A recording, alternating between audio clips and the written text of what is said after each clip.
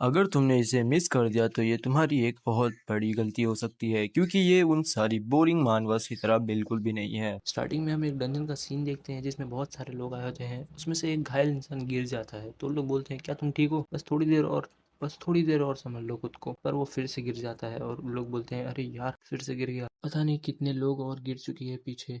अपने हीलर्स के पास तो माना भी नहीं बचा है, ऐसे तो वो लोग मर जाएंगे। पर तभी वो जो गिरा होता है वो बोलता है कोई बात नहीं, हमारे एम्पायर की होप हमारे साथ है, वॉरियर वेरन। तो वॉरियर वेरन बोलता है मैं यहाँ तक तुम्हारी आवाज सुन पा रहा हूँ, तो तुम ठीक हो शायद। तो सब लोग बोलते हैं हाँ हम लोग ठीक है। पर वेरन अपने मन में बोलता है बस थोड़ी देर और, सब खत्म हो जाएगा थोड़े टाइम में। वो बोलता है सारे पार्टी मेंबर्स बहुत ज्यादा थक चुके हैं। इस टेंशन में आते वक्त हमारे पास 74 मेंबर्स थे, पर अब सिर्फ और सिर्फ 43 बचे हैं।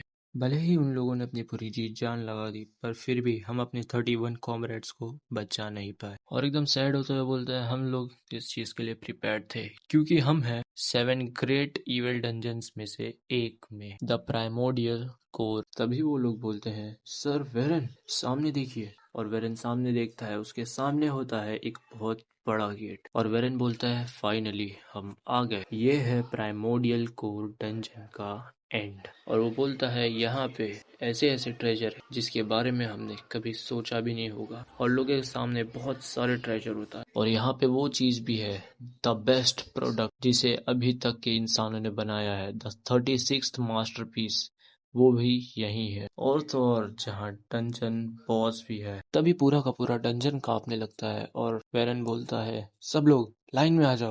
शील्ड वाले लोग और स्वॉर्ड्समैन दोनों आगे आओ, और मेजेस तुम लोग इस जगह को रोशन करो। हमारी सबसे पहली प्रायोरिटी है हमारी फील्ड ऑफ विजन। तभी मेजेस बोलते हैं क्या वाइब्रेशंस रुक गई? और फिर बोलते हैं रुक जाओ, हम इस जगह को और ब्राइटन करने की कोशिश करते हैं, कोई भी अपना गार्ड डाउन नहीं करेगा।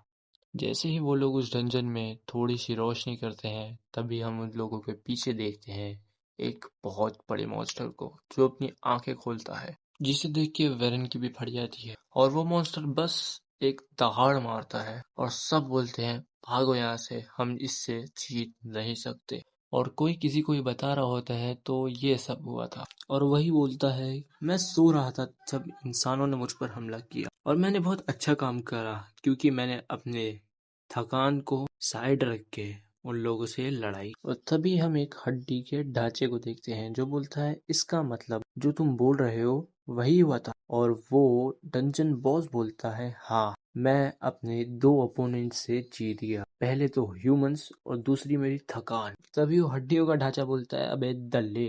तो वो टंचन बॉस बोलता है अरे शांत हो जाओ शांत हो जाओ। पर वो हड्डियों का ढांचा बोलता है शांत हो जाओ मतलब तुम्हें लगता है जो तुमने अभी किया है उसके बावजूद मैं शांत हो जाऊं। और चिल्लाते हुए बोलता है अबे तू डंजन का बॉस है, पर फिर भी जब तक इंसानों ने तुझ पे हमला नहीं कर दिया तब तक तू जागा ही नहीं।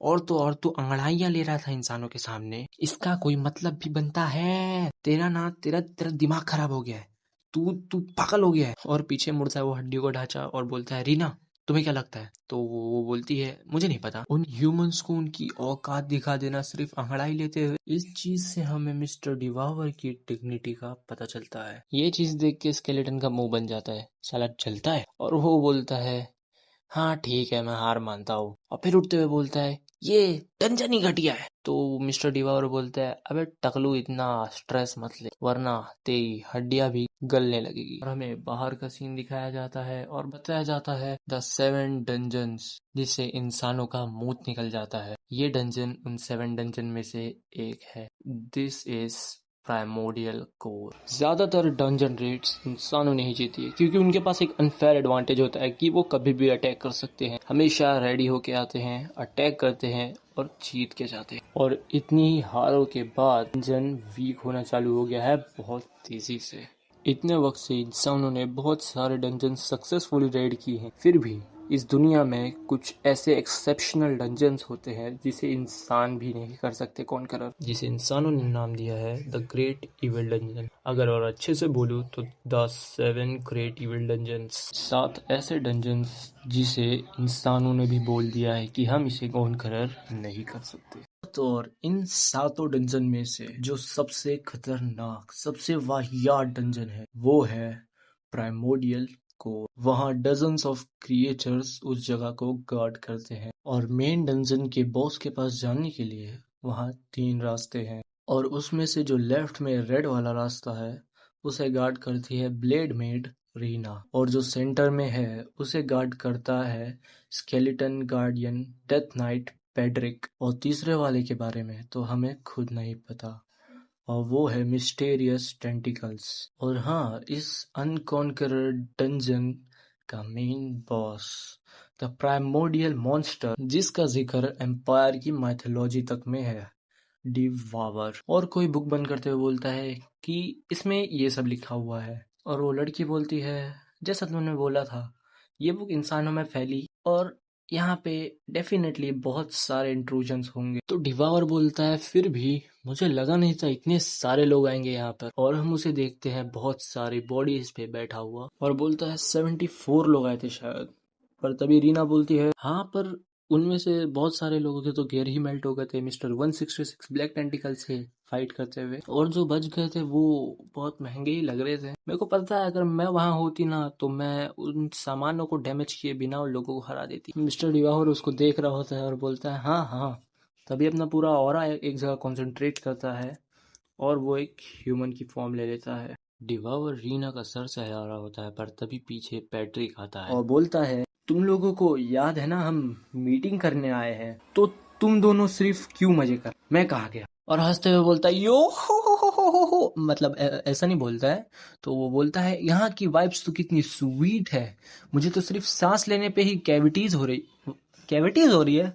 हाँ अपने हिसाब से डावस डायलॉग मारा पर अगले ही सेकंड चिल्लाते हुए बोलता है पर मुझे नहीं लगता ये सिर्फ मेरे दांतों को खराब करेगा मेरा दिमाग भी खराब हो रहा है। और हाँ बॉस अगर तुम पॉलीमॉर्फ होने वाले हो तो ढंग से करो ना। और हाँ पॉलीमॉर्फ का मतलब लाइक ट्रांसफॉर्म। और मैं जो अभी देख पा रहा हूँ आप अपनी 6 उंगलियों से रीना का सर सहला रहे हो और डिवावर अपने हाथों को देखता है और बोलता है ओ हाँ यार 6 उंगली सच में। वेल डिवावर भाई तुम इंडिया आ जाओ तुम्हारी प्रजाति का एक और है हमारे पास। और पैट्रिक बोलता है ये वाला तो पिछले वाले से सही भी है थोड़ा पिछली बार तो तुमने 40 दांत उगा लिए थे और ऊपर से हंस भी रहे थे अपने 40 के 40 दांत दिखाते हुए और बोल रहे थे वाह ट्रांसफॉर्मेशन तो बड़ी सही गई इस चीज से तो मेरे हड्डियों पे भी गूज बम्स आने लगे थे। और तभी रीना बोलती है पैड्रिक तुम्हारा ये टूटा हुआ जबड़ा कुछ ज्यादा ही आवाज कर रहा है और तब जाके वो लोग थोड़ा सीरियस होते हैं और रीना बताती है जैसा कि हमें पता है ह्यूमन लोग ने फाइनली राइट पाथ ढूंढ लिया है डंजन बॉस की केव तक जाने का। पर सबसे बड़ी दिक्कत ये है उस क्रॉस रोड का गार्डियन 116 ब्लैक टेंटिकल उस प्रोसेस में बहुत ज्यादा घायल हो चुका है और उसकी कंडीशन कुछ ज्यादा ही क्रिटिकल है। तभी डिवावर जमवाई लेते हुए बोलता है अरे टेंशन मत लो उसकी रिजनरेशन एबिलिटी तुम लोग की सोच से परे है और मान भी लो अगर अगर कुछ काम नहीं करा तो हम दूसरा गेट कीपर ढूंढ लेंगे ना। तो पैट्रिक खुश होते हुए बोलता है अरे हाँ बॉस जब तुम उन लोगों को हायर करने जाओगे ना तो 2 लोगों को हायर करना ताकि मैं क्विट कर सकूं। और डिवावर बोलता है अरे क्या बात कर रहे हो तुम्हारा कॉन्ट्रैक्ट तो जिंदगी भर का है और वो सब छोड़ो ह्यूमन लोग सिर्फ राइट पाथ से आने वाले हैं। और रीना बोलती है ह्यूमन लोग इस टाइम पर magic telepathy like communication device का यूज करते हैं तो ये न्यूज़ उन लोगों में बहुत तेजी से फैली होगी कि राइट पाथ मिल चुका है। तभी डिवावर अपना हाथ टेबल पे पटकते हुए बोलता है तो इस मसले में हम लोगों को प्लान के अकॉर्डिंग चलना होगा। और उन लोग दोनों को बोलता है दोनों सुनो मेरी बात तुम लोग दोनों अपनी पोजीशन को स्विच करने वाले हो। और रीना को बोलता है सबसे पहले तुम तो रेड पाथ जो लेफ्ट में हो उसे गार्ड करते हो ना पर अब से तुम राइट वाले पाथ को गार्ड करोगी क्योंकि रेड फोर्स तो ये सोच के आएगी कि वो रास्ता खाली है और तुम्हें सिर्फ उन लोगों को रोकना है। तो रीना खुश होते हुए बोलती है मैं तो कितने भी लोगों को रोक दूंगी मिस्टर डिवावर। और पैट्रिक को बोलता है पैट्रिक तुम रेड वाले को संभाल लेना जिसे रीना गार्ड करती थी। और पैट्रिक बोलता है मैं क्यों। और डिवावर बताता है जब ह्यूमंस लोग को पता चलेगा कि रीना तो राइट वाले पे है तो उन लोग लेफ्ट वाले पे जाएंगे जहाँ रीना यूजुअली होती है और फिर तुम्हें उन लोगों को रोकना है बस। और इस तरीके से हम इन्वेजन को रोक सकते हैं। तभी पैट्रिक बोलता है वेट बॉस आपने कुछ सोचा है अगर ह्यूमंस लेफ्ट और राइट को छोड़ के बीच में से आए तो डिवावर मुंह बना लेता है और बहुत ऑकवर्ड होके बोलता है तब तब क्या होगा उन लोग मेरे साथ एक डेट पे जाएंगे और बहुत एंजॉय करेंगे। और अपना स्केलेटन एज यूजुअल बोलता है, ये क्या फालतू सा प्लान है। पर तभी रीना बोलती है, ओ भाई साहब ये कितना परफेक्ट प्लान है। और फिर रीना थोड़ा सीरियस होकर बोलती है, तो सबसे अर्जेंट वाला काम तो हो गया, और अब जो काम बचा है वो ये है कि इस स्वॉर्ड के साथ क्या करना है। तो डिवॉर बोलता है, स्वॉर्ड? कैसी स्वॉर्ड? तो वो बोलता है कि अरे मैं उस स्वॉर्ड की बात कर रहा हूँ जो इस रेड टीम का लीडर यूज कर रहा था इस टाइम। और पैट्रिक बोलता है, ये लोग स्ट्रॉन्ग तो डेफिनेटली थे, क्योंकि ये लोग वो स्वॉर्ड कैरी कर रहे थे। और तभी डिवॉर बोलता है, अरे बता भी दे कौन सी स्वॉर्ड। और पैट्रिक बोलता है, अरे मुझे पता है, आपने इसके बारे में सुनी ही होगी। और स्वॉर्ड निकाल के बोलता है, ये रही वो 36 मास्टरपीस में से एक जो ह्यूमंस के अंदर बहुत फेमस है। और बोलता है, शायद ये स्वॉर्ड का नंबर था 14 और इसका नाम ताना बेला। और डिवार बोलते हैं, अच्छा हाँ याद आया, वो 36 शीट पीसेस ना। हाँ हाँ, वही वही मास्टरपीस मेरा मतलब। और वो रीना जो यूज करती है वो भी तो 36 मास्टरपीस में से ही है। और बोलता है, अरे यार ह्यूमंस लोग तो कुछ ज्यादा ही अच्छी चीजें कैरी करते हैं। तो पैट्रिक बोलता है, मसला ये है इसके साथ करा क्या जाए। अगर हमने इसे किसी एंट्रेंस की मॉन्स्टर को दे दिया तो इंसान लोग पक्का इसे वापस छीन लेंगे, और अगर उनके पास आ गए तो ये बहुत बड़ा हेडेक हो जाएगा हमारे लिए। और बोलता है, इसका मतलब आप इसे रखने वाले हो, ये लो। और डिवार बोलता है, पेड्रिक तुम भी तो एक स्वॉर्ड ही चलाते हो ना, तो तुम क्यों नहीं ले लेते इसको। तो पैट्रिक एकदम मुंह बना के बोलते हैं, हाँ हाँ, क्या मैं सच में ले लूँ इसे। बोलता है, हाँ हाँ ले ले ले ले।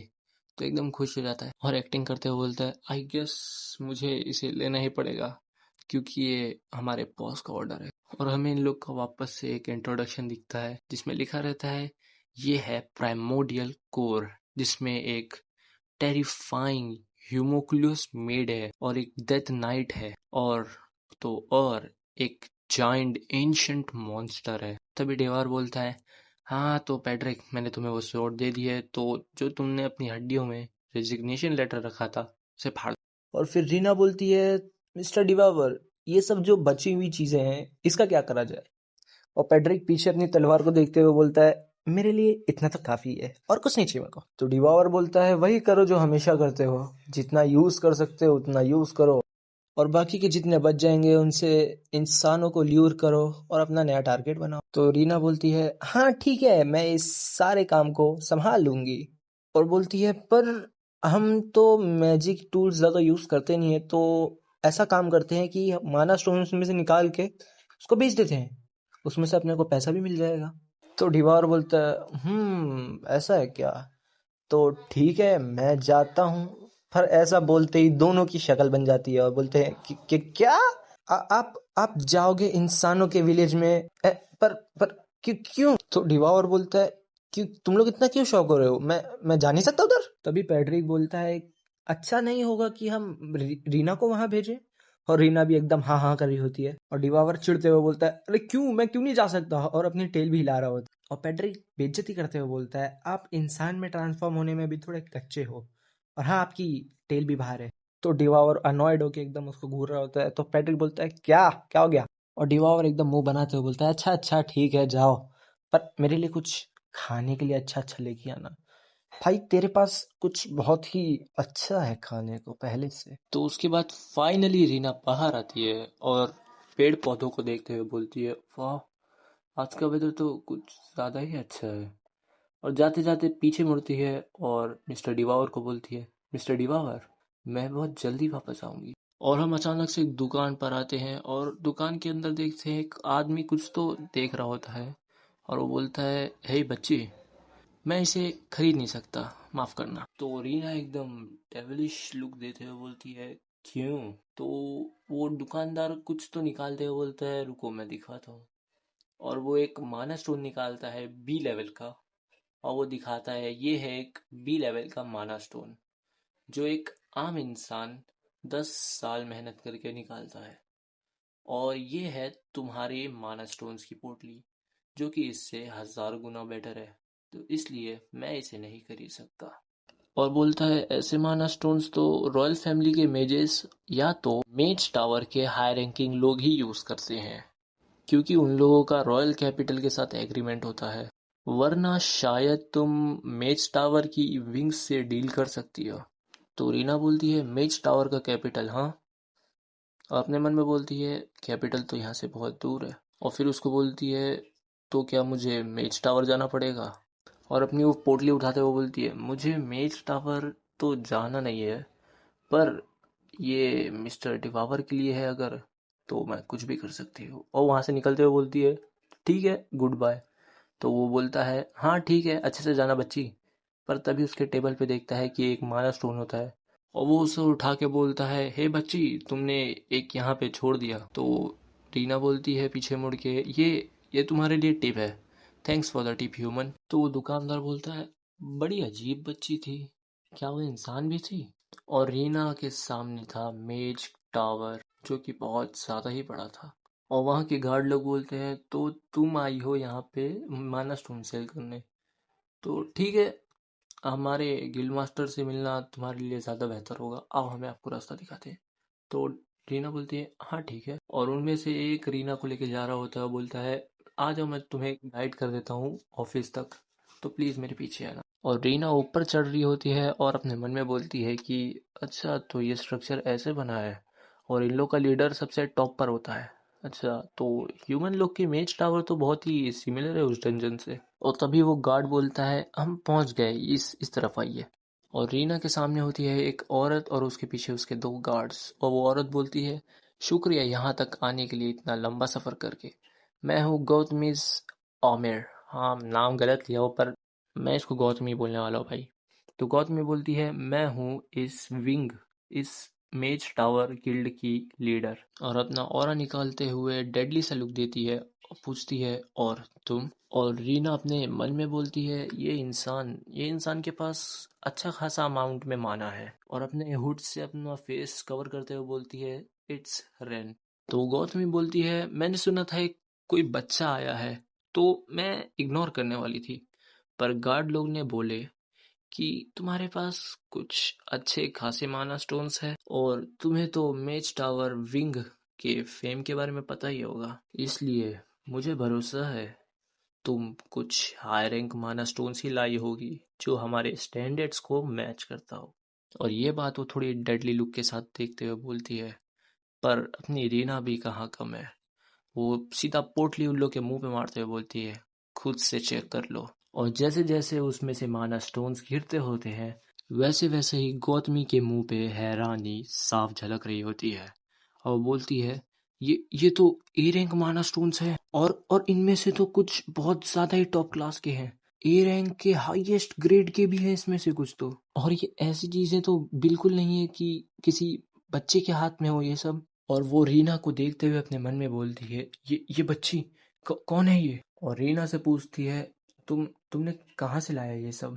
और अपने मन में बोलती है एक सेकेंड, इसके हेयर्स तो वाइट है, और जितना मुझे पता है एम्परर की 8 बिगेस्ट फैमिलीज में से एक ये सिल्वर हेयर को पोजेस करती है। तो क्या ऐसा हो सकता है उनमें से किसी की बेटी भाग गई और ये सब यहाँ लेके आई है? और अपना हाथ मुंह पे रखते हुए बोलती है हाँ, इसके अलावा और कोई मतलब ही नहीं बनता है कि एक इतनी यंग बच्ची इतने सारे ए रैंक माना स्टोन्स लेके आए। तो ये एक नोबल लेडी है। और रीना को चाय सर्व करवाते हुए बोलती है मुझे माफ़ करना, मैं तुमसे थोड़ी रूड हो गई थी, मुझे पता नहीं था तुम्हारे प्रोडक्ट्स इतने ज़्यादा अच्छे होंगे, और विंग में हम आपसे ये सारे स्टोन्स बाय करना चाहते हैं, तो क्या लगता है 50 आउंस ऑफ गोल्ड कॉइन पर स्टोन ये सही होगा? और हाँ, आउंस का सीन मेरे को भी समझ नहीं आ रहा है, तो देखते हैं आगे क्या होगा। और फिर गौतमी बोलती है और हाँ, मैं आपको 80 आउंस दूंगी जो अच्छे कंडीशन में है माना स्टोन्स उनका। और रीना अपने मन में बोलती है 50 आउंस गोल्ड कॉइन्स, जितना मुझे याद है उस शॉपकीपर ने बोला था इसे खरीदने के लिए हम कॉमनर्स लोगों को 10 साल तक काम करना पड़ता है। और कैलकुलेशंस करते हुए बोलती है तो एक ऑर्डिनरी इंसान को 1 साल तक पैसे कमाने के बाद 10 आउंस मिलता है, इसका मतलब 10 साल में 100 आउंस मिलने चाहिए उन लोगों को। और गुस्से में गौतमी को बोलती है इंसान, अगर तुम मजाक करोगी तो मारी जाओगी। तो गौतमी बोलती है अरे अरे माफ करना माफ करना, और अपने मन में बोलती है बात तेरी बहन का। ये तो जितना मैंने सोचा था उससे ज्यादा दिमाग वाली निकली। और गौतमी बोलती है, अगर मैं सच बोलूं तो हमारी जो गिल्ड है उसके पास इतने पैसे नहीं है कि आपकी ये सारे माना स्टोन्स खरीद सके।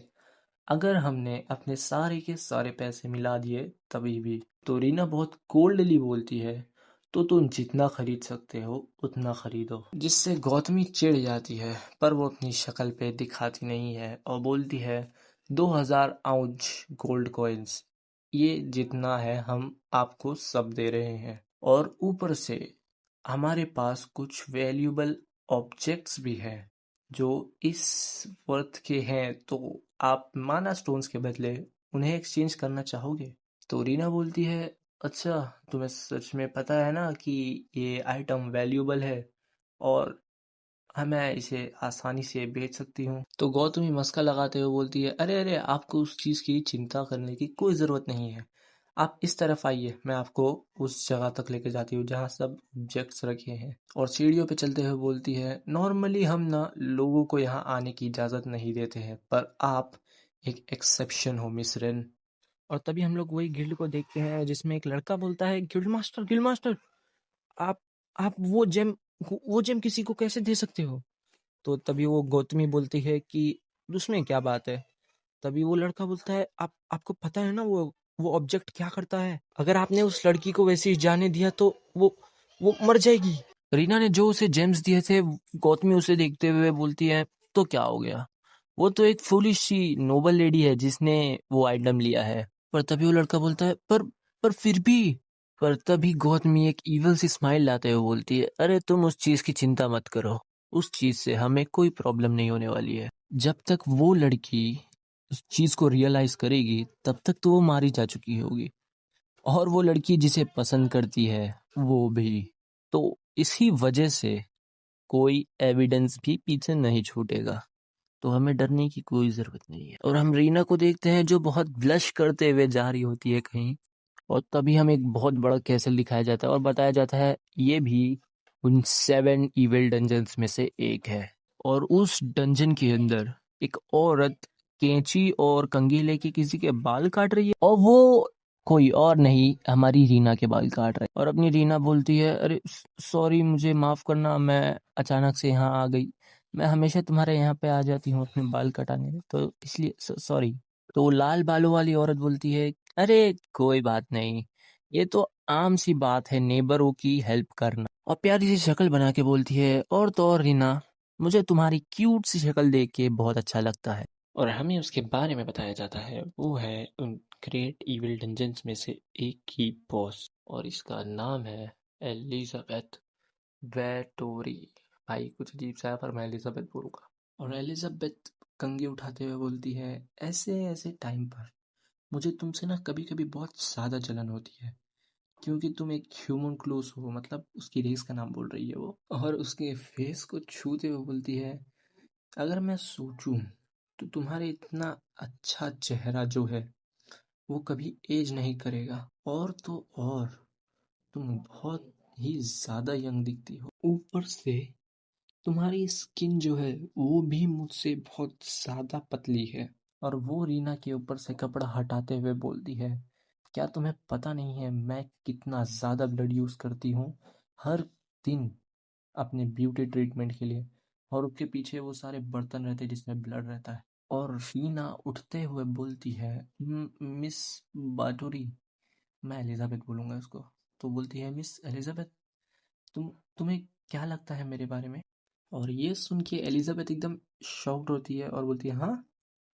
पर रीना को देखते हुए बोलती है, ऑफ कोर्स, तुम सबसे ज्यादा यंग, सबसे ज्यादा ब्यूटीफुल वुमेन हो। जितने भी मैंने आज तक औरतों को देखा है उसमें तुम सबसे ज्यादा ब्यूटीफुल हो। और रीना को टच करते हुए बोलती है, मैं तुम्हें जुबान देती हूँ, अरे मतलब असली वाली नहीं, बोलती है, मैं तुम्हें गारंटी वाली जुबान जुबान देती हूँ कि तुम्हें अभी कोई भी रिजेक्ट नहीं कर सकता है। ये सुन के रीना एकदम ब्लश कर रही होती है, बोलती है, सच्ची में? और फिर बोलती है कि एनीवे रीना, तुम तुम इतना अच्छा दिखना चाहती हो, पर किसके लिए इतना अच्छा दिखना चाहती हो? क्या तुम किसी को कन्फेस करने के बारे में सोच रही हो? और रीना एकदम सीरियस होते हुए बोलती है, कन्फेशन? और वही जेमस्टोन निकालती है अपने हाथ में और उसे घूरने लगती है। और फिर से हमें एक बहुत बड़ा महल जैसा कुछ दिखाया जाता है और बताया जाता है ये है इम्पीरियल कैपिटल। और वो महल जैसी चीज होती है डंजन रेड यूनियन का हेडक्वार्टर्स। और तभी कोई बोलता है, तो हमें ये मान के चलना चाहिए वॉरियर वेरन की रेड फोर्स अब मिट चुकी है। और सब एकदम सीरियस होते हैं वहां पे। पर तभी एक बंदा हाथ पटकते हुए बोलता है, नहीं नहीं, ऐसा नहीं हो सकता। उन लोगों ने अपने मुंह से ही तो बोला था वो लोग गेट कीपर को आसानी से हरा देंगे। तभी दूसरी साइड से एक और उठते हुए बोलता है, हाँ हाँ, ना तो हमें कोई कॉर्प्स मिले हैं, तो तुम कैसे इतना श्योर हो कि वो लोग अनाइलिएट हो चुके हैं? और तीसरा बोलता है, हाँ हाँ, सही बात है, सही बात है। ऐसा हो ही नहीं सकता कि सर वेरन एक मॉन्स्टर के हाथों मारे जाए। तभी हमारा सीन रीना पे जाता है, जो कि बोल रही होती है, हाँ वो बहुत ज्यादा लेजी है और कुछ ज्यादा ही बड़े। हाँ वो सुअरों जैसे खाते हैं। और बोलती है कि हाँ हाँ वो पूरा दिन सोते रहते हैं जितना चाहे। हाँ वो एकदम आलसी है। पर तभी एलिजाबेथ बोलती है, अब बस कर।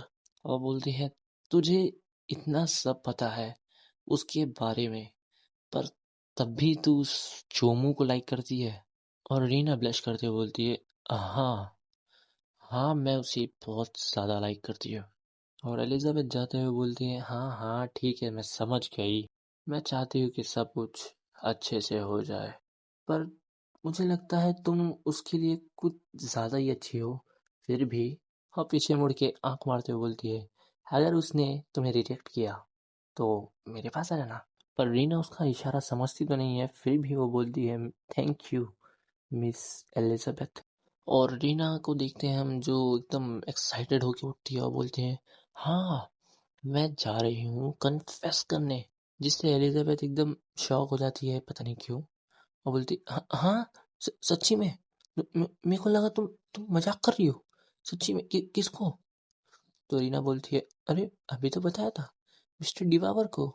इससे एलिजाबेथ का मुंह कुछ ज्यादा ही बन जाता है और एकदम घबराते हुए बोलती है एलिजाबेथ कि रीना, तुम इतने खतरनाक जोक को ऐसे बोल रही हो कि ये कुछ नहीं है।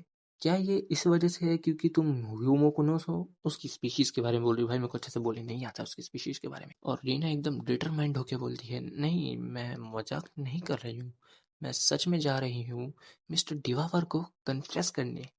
और एलिजाबेथ अपना सर पकड़ते हुए बोलती है, तुम उसमें तुम्हें उसमें पसंद क्या आया? वो वो चोमू नहीं है कि जिसके अंदर कुछ अच्छाई पॉइंट आउट करना भी बड़ा मुश्किल है?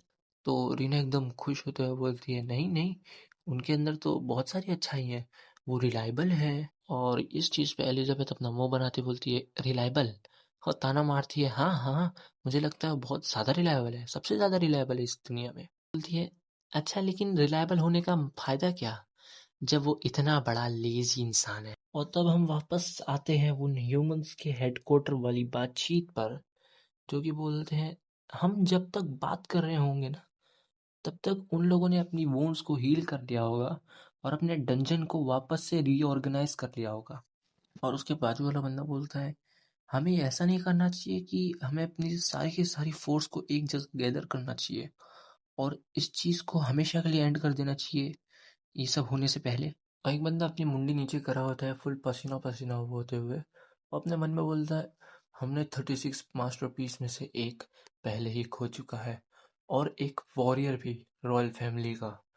अगर अगर हम सेकंड रेड में फेल हुए तो मुझे पक्का पता है वो लोग हमें मार देंगे। और टेंशन में आते हुए बोलता है, अगर अगर हमने ये सब चीज़ों को ऐसे ही छोड़ दिया तो रॉयल फैमिली हमें बहुत ज़्यादा टारगेट करने लगेगी और अपने सारे ब्लेड्स हमारी तरफ ही कर देगी। और ज़्यादा परेशान होते हुए बोलता है, अगर क्या होगा अगर वॉरियर वेरन ने कुछ इंजरीज भी नहीं दी होगी उस एंशियंट मॉन्स्टर को, द प्राइमोर्डियल कोर के बॉस को? क्या हो अगर डंजन ने उतना सफर करा ही ना हो इस रेड फोर्स से, तो क्या होगा? और अपने ही मन में बोलता है, क्या होगा, क्या अगर हम हजारों बार भी इसे चैलेंज कर देंगे।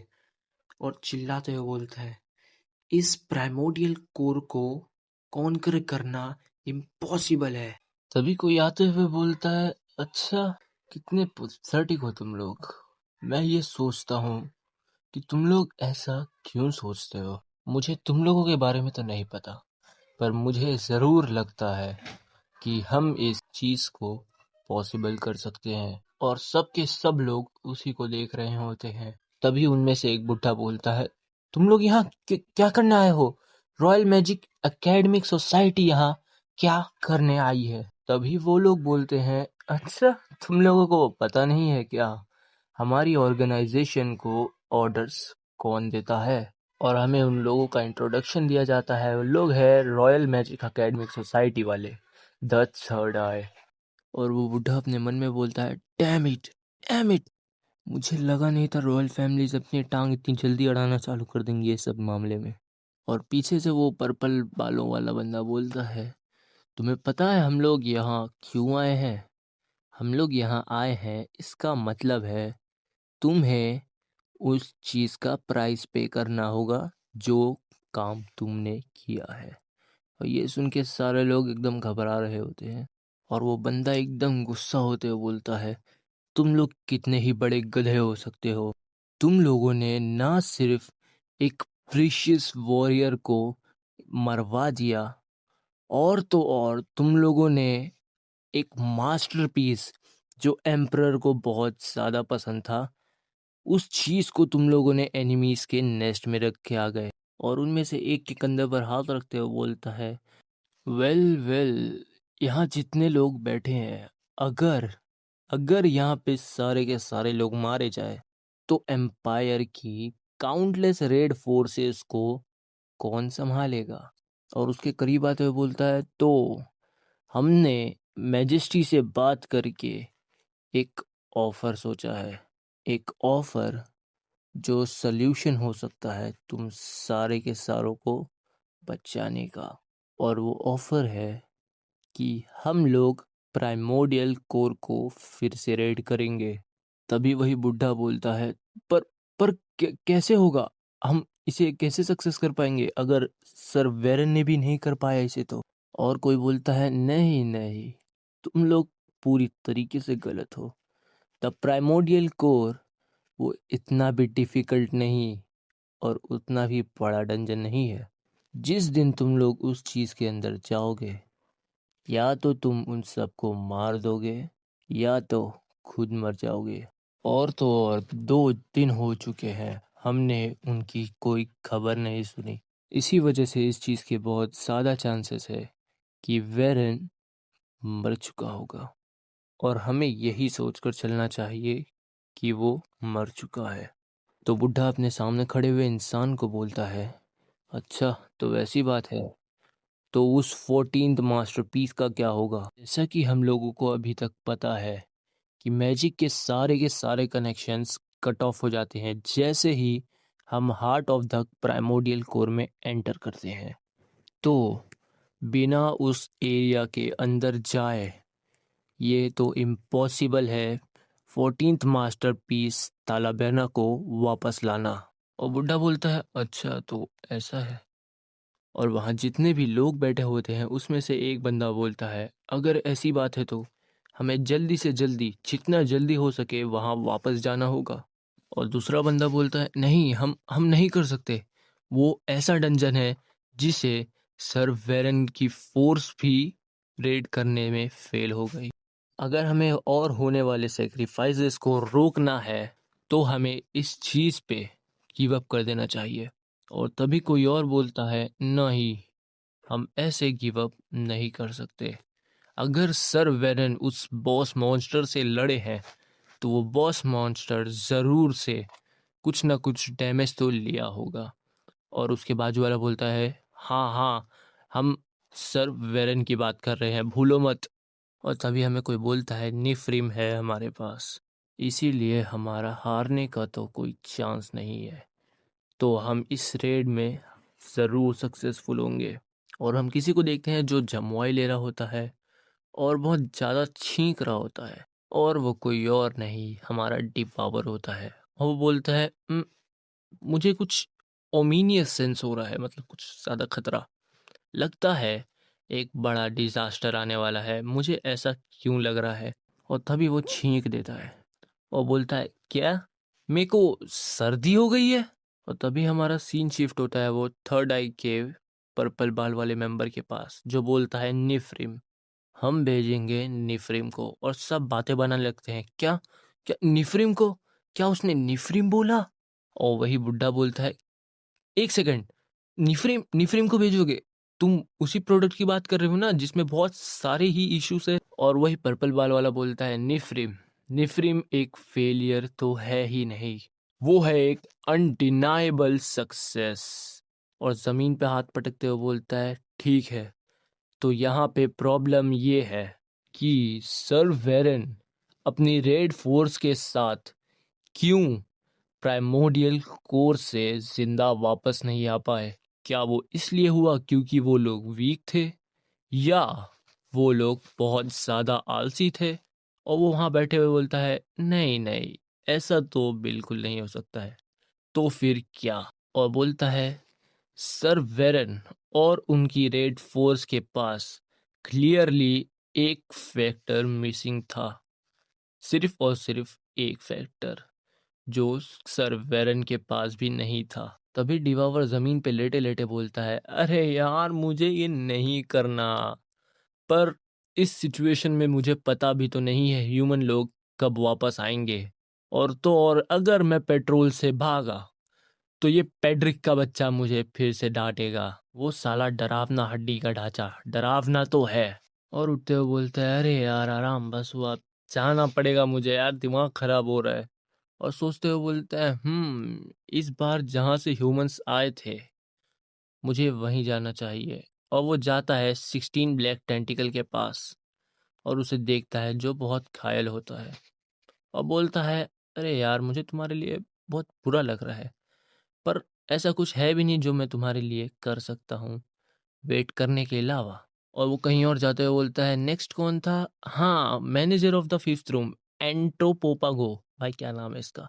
और वो एकदम जंगल जैसी जगह पे आता है जहाँ झाड़ियाँ ही झाड़ियाँ होती है। और बोलता है मेरी मेमोरीज के अकॉर्डिंग एंट्रोपोपागो, हाँ, जब तक इसकी मेन बॉडी एकदम सही सलामत है और इसको न्यूट्रिशंस मिल रहे हैं तो ये तो अपने आप ही हील हो जाएगा ना। और वो उसकी बॉडी मेन वाली देखता है और बोलता है थैंकफुली इसकी मेन बॉडी अभी भी जिंदा है, तो इस ये खुद से रिकवर हो जाएगा, मेरे को इंटरवीन करने की कोई ज़रूरत है नहीं अभी। और डिवावर तभी वहां से जाते हुए सोचता है, तो और तभी वहां से जंप मारता है और एकदम स्मूथली एक पत्ते के साथ लैंड करता है और बोलता है प्रॉब्लम ये है। और तभी उसके सामने दिखाया जाता है केव और डिवावर बोलता है प्रॉब्लम ये है कि पहले रूम से लेकर चौथे रूम तक सारे के सारे डिस्ट्रॉय हो चुके हैं और ये कुछ ऐसी चीजें हैं जो मुझे पेड्रिक के साथ डिस्कस करनी ही पड़ेगी। और अपने मन में बोलता है पर मुझे ऐसा क्यों लग रहा है कि वो हड्डियों का ढांचा मुझे फिर से चिल्लाने वाला है और मुझे ये चीज़ बहुत ही ज़्यादा इरिटेट करती है। और जमुआई लेते हुए बोलता है आह ठीक है चलो इसके बारे में मैं बाद में सोचूंगा। और एकदम डिप्रेस्ड सा मुंह बनाते हुए बोलता है तो मुझे क्या रेस्ट करना चाहिए। और बोलता है कि हाँ हाँ मुझे पता है कि मैंने सिर्फ वो दोनों रूम चेक करा हूँ, एक तो फिफ्थ का रूम और ये फिफ्थ रूम, पर और हंसते हुए खुद की बड़ाई मारने लगता है और बोलता है लेकिन मैंने बहुत अच्छा काम करा हूँ। तो पेड्रिक तो वैसे भी समझ ही जाएगा और एकदम ऐसी मुंह बनाते हुए पीछे मुड़ता है जैसे कि उसका बोर्ड का एग्जाम आज ही खत्म हुआ है। और वो पीछे मुड़ के जाने लगता है पर तभी पीछे केव में से एक हमला उसे लगने ही वाला होता है। और डिवावर तो अपना मस्त में रहता है कि बोलता है कि अरे इसी के साथ ये पेट्रोल होता है फिर। पर वो इतना ही बोलता है उसके बाजू में अटैक आ जाता है और वो बिना देखे उसे डॉच कर लेता है। और वो अटैक इतना तेज था कि वो जाके सामने वाली दीवार में घुस जाता है। पर तभी डिवावर एकदम गुस्से में पीछे देखता है और वो अपना ऑरा भी रिलीज कर रहा होता है, पर तभी कोई बोलता है, तुम बेकार ह्यूमंस। और हम किसी को आते हुए देखते हैं उस केव में से, और को फिर से बोलता है, जब तक मैं यहाँ हूँ तब तक तुम लोग इस जगह पे एक पैर नहीं रख सकते। और हम डिवावर को देखते हैं और उसके सामने एक परछाई में कोई तो होता है जिसके हाथ में बहुत सारे डैगर्स होते हैं, और वही शैडो वाला इंसान बोलता है, यहाँ से भागने के बारे में तो सोचना भी नहीं। और डिवावर वहीं देखते हुए एकदम ऑरा फार्म कर रहा है, और तभी वही इंसान बोलता है, अरे आप तो, ये तो मिस्टर मिस्टर डिवावर थे। तो सॉरी बोलने लगती है, और हमें पता चलता है वो थी रीना। और अपने अटैक करने का रीजन बताते हुए बोलती है, मुझे लगा था कि यहाँ पे कुछ बेकार से कचरे ह्यूमंस आ गए हैं, मैंने इसीलिए अटैक कर दी थी। तो डिवावर उसको बोलता है, अच्छा तो वो तुम थी। तो रीना एकदम प्यारी सी शक्ल बनाते हुए बोलती है, अरे मेरे को माफ कर देना मिस्टर डिवावर। तो डिवावर बोलता है, अरे अरे कोई बात नहीं, मैं तो फिर भी उससे बच ही गया ना। और उस चीज को साइड रखो, रीना तुम। और ब्लश कर रहा होता है और फिर भी बोलता है कि तुम आज ड्रेस्ड अप हो क्या आई हो, क्यों? डिवावर की इस बात पे रीना एकदम ज्यादा ही खुश होते हुए बोलती है, आपने नोटिस करा मिस्टर डिवावर, मैं बहुत ज्यादा खुश हूँ आज। पर दूसरी तरफ डिवावर की तो हालत ही खराब हो चुकी है, और वो बोलता है, आज कुछ कुछ कुछ आज कुछ स्पेशल है क्या? और अपने मन में बोलता है, मैं अगर सोचूं तो ये अपना मेड आउटफिट ही पहने रहती है, तो क्या ये ये पैट्रिक से पहले इस जगह को छोड़ने की सोच रही है? पर दूसरी तरफ तो रीना एकदम ज्यादा ही शर्माते हुए बोलती है, हाँ आज कुछ स्पेशल है, आपने सही समझे। तो डिवावर की तो पसीने छूट जाते हैं, पर तभी रीना बोलती है, मिस्टर डिवावर, क्या आप रीना को कुछ टाइम दे सकते हैं? और डिवावर का पसीने के साथ मूड भी निकल जाता है, और अपने मन में सोचने लगता है, कुछ भी रहे, बस बस रेसिग्नेशन लेटर नहीं चाहिए भाई। और रीना उसे कहीं लेके जाते हुए बोलती है, वेलकम मिस्टर डिवावर, ये है रीना की सीक्रेट प्लेस। और बोलती है, प्लीज यहाँ बैठिए, मैं जब तक आपके लिए चाय लेके आती हूँ। पर डिवावर की हालत कब से खराब हुई पड़ी है, और अपने मन में खाली एक ही चीज बोल रहा है, प्लीज रेजिग्नेशन लेटर नहीं, प्लीज रेजिग्नेशन लेटर नहीं नहीं नहीं। और रीना उसके कप में चाय डालते हुए बोलती है, ऐसे देखा जाए तो ये जगह सिर्फ और सिर्फ मुझे ही पता है, पर अब मिस्टर डिवावर को भी पता है इस जगह के बारे में। और डिवावर बोलता है, अरे हाँ।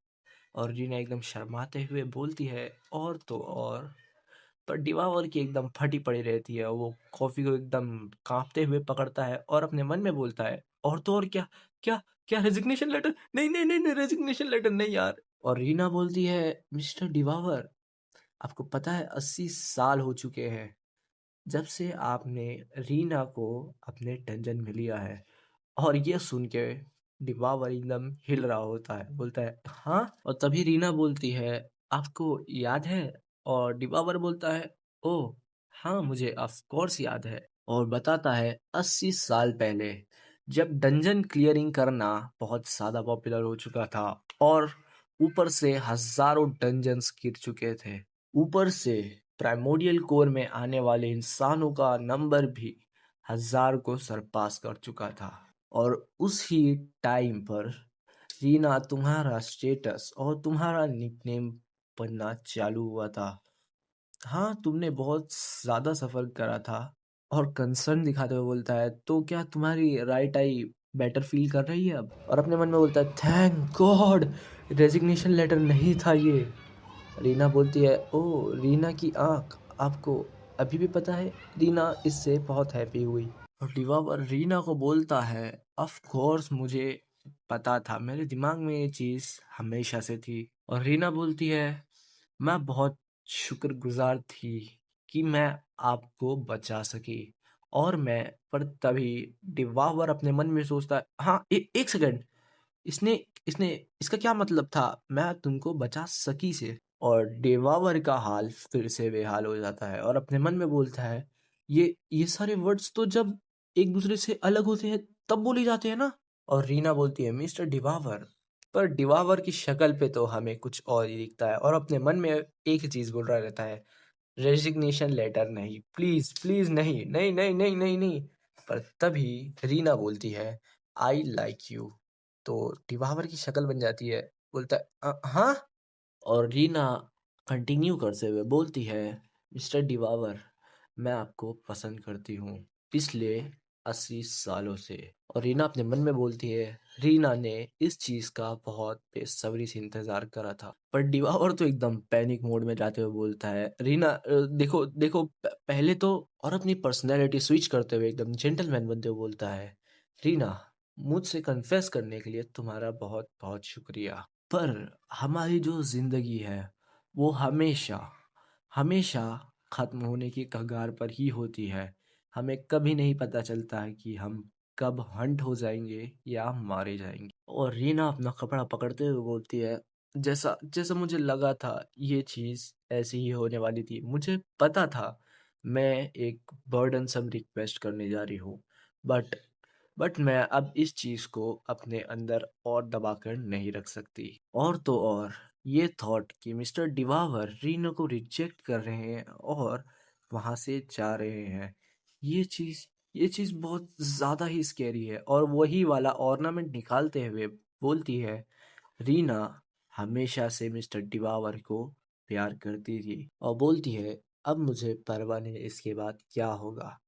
और अचानक से मिस्टर डिवावर के बाजू में आती है और डिवावर घबराते हुए बोलता है, रीना काम डाउन रीना। और रीना एकदम क्यूट सी मुंह बनाते हुए बोलती है, मिस्टर डिवावर, इसके साथ मेरी सारी विशें फुलफिल हो जाएगी। और वो वही दिल वाला ऑर्नामेंट उसके सामने रखती है। और डिवावर ये चीज देख के बोलता है, तुम ये ये मैजिक। और अपना ऑरा छोड़ते हुए बोलता है, रीना, तुमने जस्ट अभी मेरे साथ क्या किया। जो देख के रीना एकदम घबरा रही होती है। और डिब्बावर बोलता है, क्या तुम मुझे मारने की कोशिश कर रही थी। तो रीना एकदम घबराते हुए उस ऑर्नामेंट को नीचे गिरा देती है जिससे वो टूट जाता है। और रीना भी एकदम चौंकते हुए बोलती है कि क्या हो रहा है। और उस ऑर्नामेंट को देखते हैं उसके अंदर से भी एक डीमन बाहर निकल रहा था। अब ये सब हुए हुए कुछ समय हो जाते हैं और पेड्रिक आके बोलता है, वाह बॉस, आप तो सबसे बेस्ट हो। आपने ना सिर्फ ह्यूमंस को यहाँ से भगाया और उसके ऊपर चढ़ते हुए बोलता है, अरे आप सुन रहे हो, आप जाके तो हो ना। अरे नहीं यहाँ नहीं, हो कहाँ आप। और फिर बोलता है, आपने इवन रीने को भी भगा दिया। और एकदम गुस्से में होते हुए बोलता है, मैं तो इतना हैरान हो चुका हूँ कि मैं अपना मुंह ही बंद नहीं कर पा रहा हूँ। आपने एक दुश्मन में और एक दोस्त में क्या डिफरेंस है उसका भी नहीं पता। और टिवावर एकदम लाइफलेस होते हुए बोलता है, अरे तो पैट्रिक बोलता है, क्या।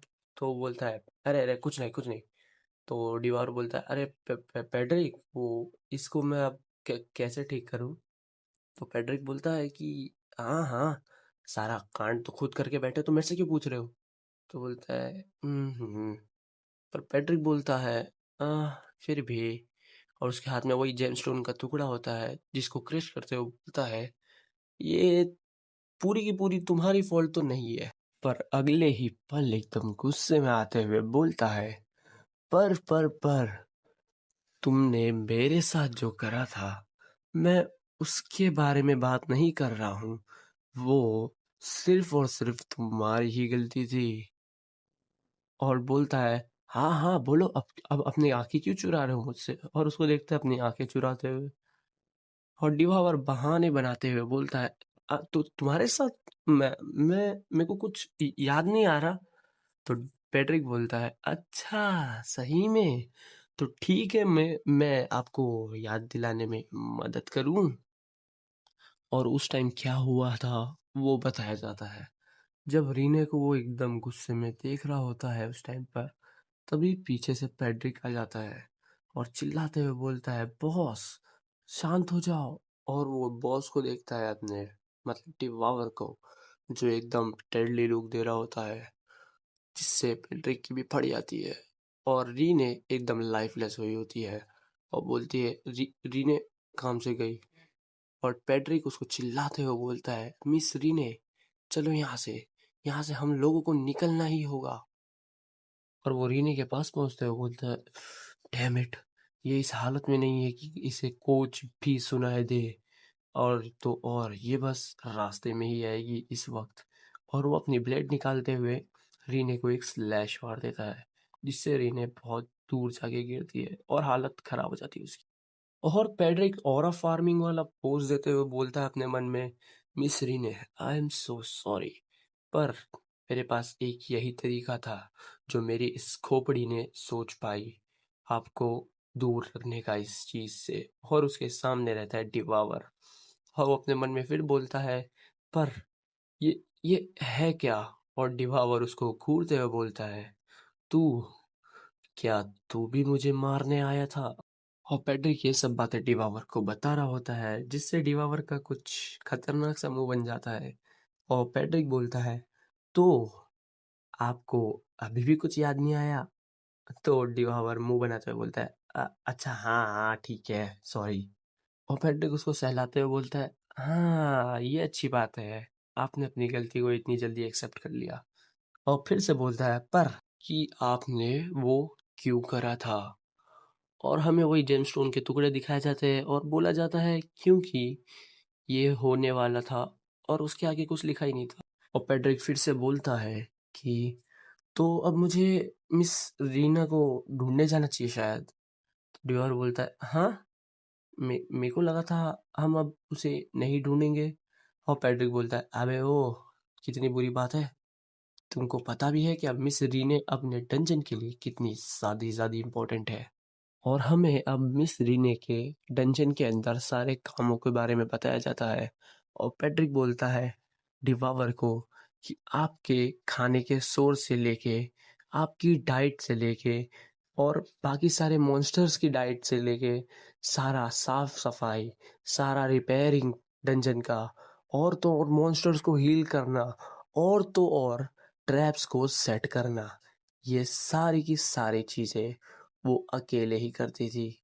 और तो और ऊपर से वो सारे ट्रेजर के डिस्ट्रीब्यूशंस को लेके और बाकी सारे लीडर्स को लेके सारी की सारी चीजें खुद ही संभालती थी। अगर एक शब्द में बोला जाए तो मिस री ने प्रैक्टिकली इस डंजन को अकेले संभाल रही थी। और उसकी एब्सेंस तुम्हारी एब्सेंस से बहुत ज्यादा मायने रखती है मिस्टर डिवावर। और डिवावर बोलता है, हाँ हाँ पता है मेरे को।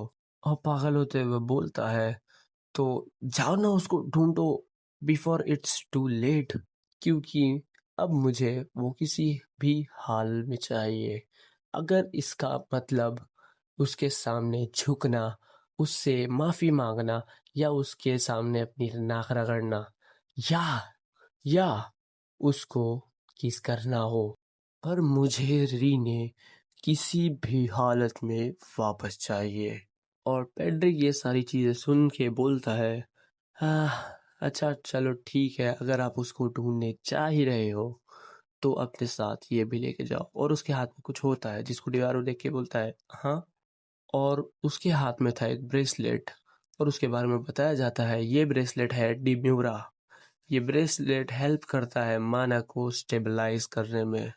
और पेड्रिक उसकी बेइज्जती करते हुए बोलता है, आपको इसके बारे में कुछ ज्यादा जानने की जरूरत तो है नहीं, बस इतना ध्यान में रखना कि ये चीज बहुत ज्यादा महंगी है।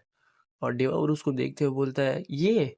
और पेड्रिक उसको वार्न करते हुए बोलता है, आपकी बॉडी सफर करेगी बहुत ज्यादा स्ट्रॉन्ग माना बैकफ्लो से, तो इसकी इफेक्टिवनेस कुछ कह नहीं सकते इसके बारे में।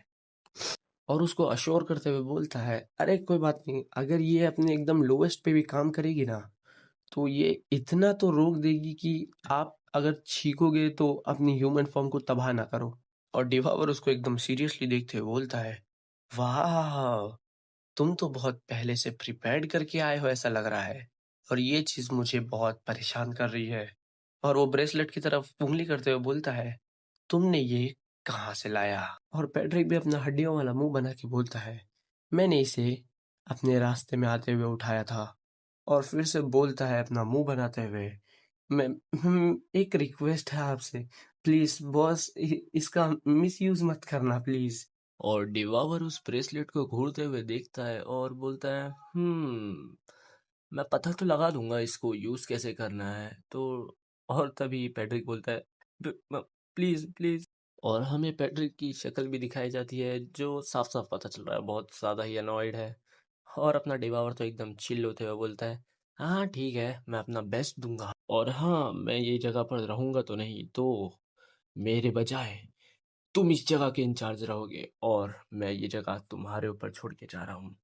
और तभी पैट्रिक बोलता है एकदम सीरियस होते हुए, बोलता है, आपको 5 दिनों के अंदर आना ही होगा, क्योंकि ह्यूमन लोग कभी भी वापस आ सकते हैं। और डिओवर कहीं जाते जाते बिना पलटे हुए बोलता है, तो मुझे पहले आना होगा इन बेकार से कचरे रेड फोर्स वालों के आने से पहले, बस ना। तो पैट्रिक बोलता है, हाँ हाँ बॉस बस। और हमें डिवावर का थ्रोन दिखाया जाता है और पैट्रिक अपने मन में बोलता है, मैं तो सोच भी नहीं सकता अगर आपके एब्सेंस में ये सारे ह्यूमन लोग अंदर आ गए, और क्या होगा अगर वो इस बॉस रूम तक पहुंच गए, ये चीज़ कोई नहीं जानता। और पैट्रिक डिवावर को बोलता है, सो 5 दिन यही सबसे सेफेस्ट थिंग है, प्लीज इस चीज को अपने दिमाग में रखना। और डिवावर बिना पिलटे हुए बोलता है, ठीक है। और डिवावर जाते हुए बोलता है, मैं रीना को सिर्फ 5 दिन में वापस लेके आऊंगा। और वो जाते जाते अपने पूरे कपड़े चेंज कर लेता है। और पैड्रिक चिल्ला के बोलता है, अगर आप ह्यूमंस के विलेज में से जाओगे, ह्यूमन लोग का ज्यादा अटेंशन मत खींचना प्लीज बॉस प्लीज, क्योंकि अगर ह्यूमन लोग को पता चल गया इस डंजन का मॉन्स्टर ह्यूमन विलेज में है, तो इस चीज का परिणाम बहुत बुरा होगा। और दीवार चलते चलते बोलता है, हाँ हाँ पता है पता है। जाते जाते पीछे मुड़ता है और एकदम डेविलिश स्माइल देते हुए बोलता है, अगर ऐसा हुआ भी तो मैं वहां सब डिस्ट्रॉय कर दूंगा और वापस आ जाऊंगा। जिससे पैड्रिक एकदम चिढ़ जाता है, बोलता है, अरे अरे नहीं नहीं नहीं नहीं प्लीज यार प्लीज। डिवावर के जाने के बाद पैड्रिक अकेले वहां होता है और अपने मन में बोलता है, हाँ ये चीज़ें जितनी सोचा था उससे बहुत ज़्यादा ही कॉम्प्लिकेटेड होती जा रही है। और उसके पास एक पैम्पलेट होता है, उसको निकालते हुए बोलता है, रीने अकेले कहीं गई और वो 34th मास्टरपीस में से एक जो मास्टर ने उसे दिया था, उस चीज को उसने ह्यूमंस के साथ ट्रेड कर लिया एक माना स्टोन के बदले, जिसके अंदर एक डीमन छुपा हुआ था। और उस चीज की वजह से बॉस का दिमाग कुछ ज्यादा ही खराब हो गया और उन्होंने रीने को जान से ही मार दिया ऑलमोस्ट। और अपने मन में बोलता है, तो एक प्रिडिक्शन करता हूँ, अगर बॉस को ये सब चीज़ों के बारे में पता भी चला और बताया जाता है वो क्या करेगा इस चीज़ के बाद, और दिखाया जाता है कि वो सारे के सारे ह्यूमंस को खा जाएगा। और पैड्रिक वो चीज़ को सोचने के बाद एकदम ज़्यादा ही पैनिक हो जाता है और बोलता है, एक अपोकलिप्स आ जाएगा और ये टाइम ह्यूमंस के एक्सटिंक्ट होने का तो बिल्कुल भी नहीं है। और उसके हाथ में वही पैम्पलेट होता है जिसको देख के बोलता है, एक सेकंड, हाँ हाँ हाँ, और एकदम ज्यादा ही पैनिक हो जाता है। और उस पैम्पलेट के ऊपर लिखा होता है कि डंजन रेड फोर्स 3 दिनों के अंदर कोर पर अटैक करने वाली है। और उसे याद आता है कि उसने तो डिवावर को बोला था, आपको 5 दिनों के अंदर आना ही होगा, इस चीज को दिमाग में रखना। और बहुत ज्यादा ही पैनिक हो जाता है, वो बोलता है, सिर्फ 3 दिन, 3 दिन, डैम इट। और कोई बोलता है, मैं पागल हो जाऊंगा। और हम देखते हैं वो कोई और नहीं डिवावर होता है, जो जमीन में लेटा हुआ है, पता नहीं क्यों। और वही जमीन में लेटे लेटे ही बोलता है, ये दूसरी बार हो गया है कि मैं किसी एक फालतू सी खराब सी जगह पर टेलीपोर्ट हो चुका हूँ। और वहीं लेटे लेटे उसको पैड्रिक की एक बात याद आती है, जो बोल रहा था कि आपके बॉडी में जो माना है वो बहुत ही ज्यादा पागलों की तरह मूव करेगा, तो इसीलिए मेरी बात ध्यान में रखना और मैजिक को यूज मत करना बॉस।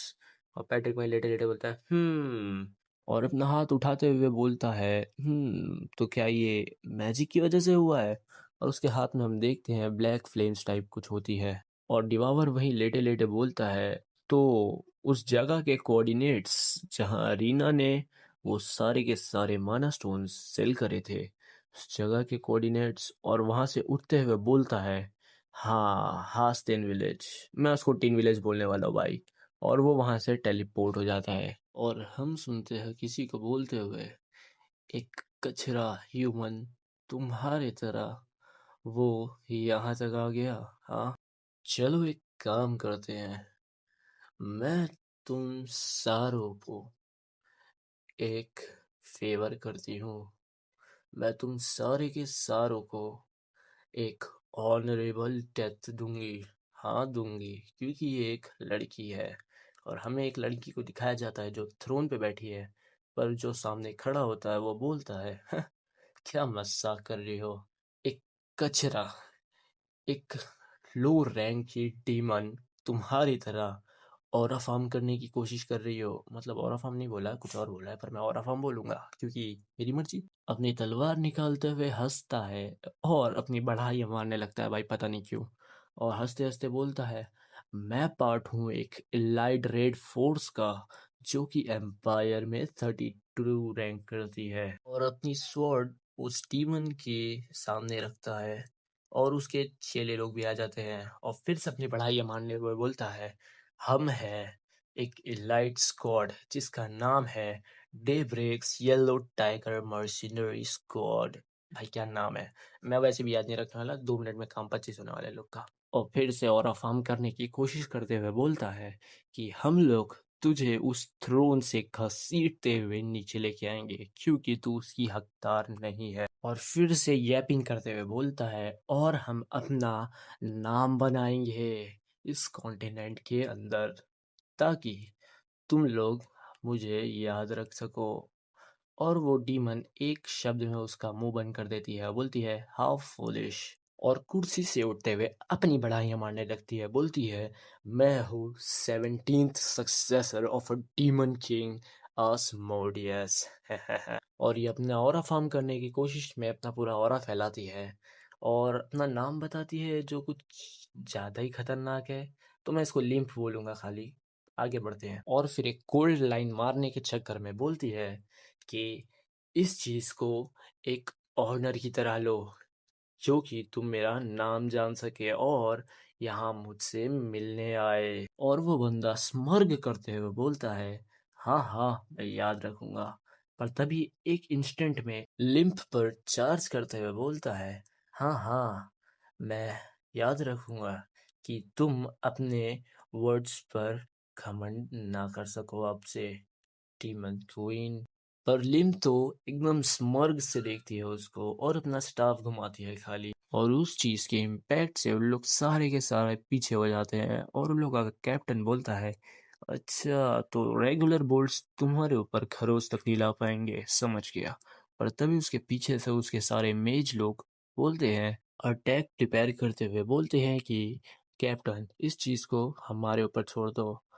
और लिम्फ भी बोलती है, कचरे ह्यूमंस, तुम लोगों को तुम्हारी लिमिट का पता ही नहीं है। और अपना और ज्यादा ऑरा फैलाते हुए बोलती है, तुम सारे के सारे तुम लोग जल कर यहीं खाक हो जाओगे और गायब हो जाओगे। ये बोलकर लिम्फ उस अटैक को इन लोग पर छोड़ देती है और लकीली वो अटैक इन लोगों को लग भी जाता है, जिससे इन लोग की फटकी 24 हो जाती है। उस अटैक के इम्पैक्ट और नॉकबैक से लोग संभल ही रहे होते हैं, पर तभी आइस शार्ड अटैक भी आ जाता है, जिसको देख के इसकी फटके 64 हो जाती है और बोलता है, आइस शार्ड्स, नहीं ऐसा नहीं हो सकता।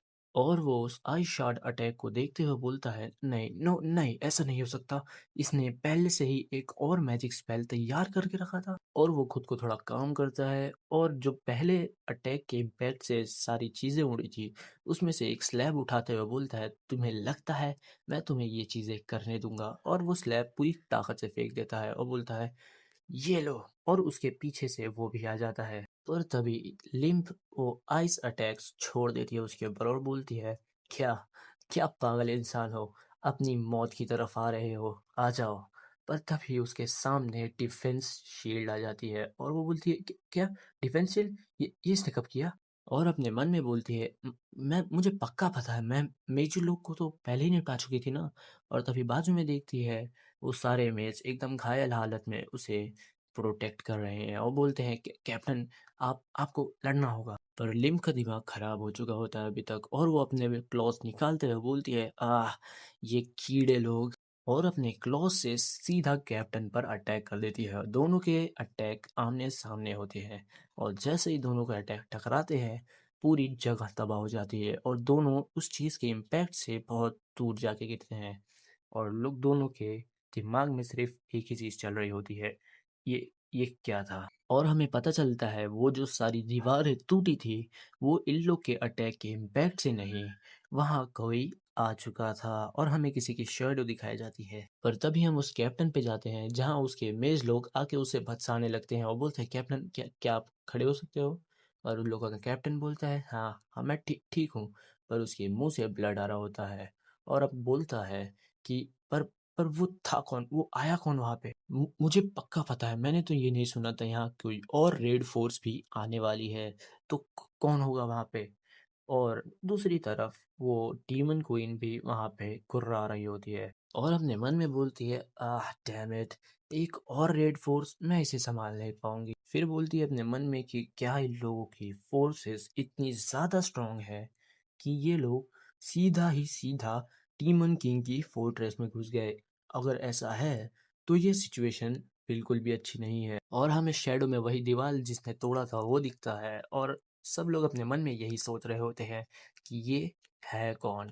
पर तभी वो इंसान उस रेड फोर्स के कैप्टन को देख लेता है और बोलता है तुम तुम इंसान, क्या तुम्हें पता है हास्तिन विलेज है किधर? और ये कोई और नहीं अपना डिवावर है जो बिना दिखे और फार्म कर रहा था। भाई देखो इसे बोलते हैं और फार्मिंग। और डिवावर के इतने अचानक से आने की वजह से वो सारे के सारे मेज, उन लोगों का कैप्टन और तो और वो डीमन क्वीन, सारे के सारे लोग बहुत ज़्यादा ही शॉक्ड हो जाते हैं और एक साथ चिल्लाते हुए बोलते हैं कि तुम इतनी बकवास सी चीज़ पूछ रहे हो इतनी अचानक से यहाँ धमक पड़ने के बाद।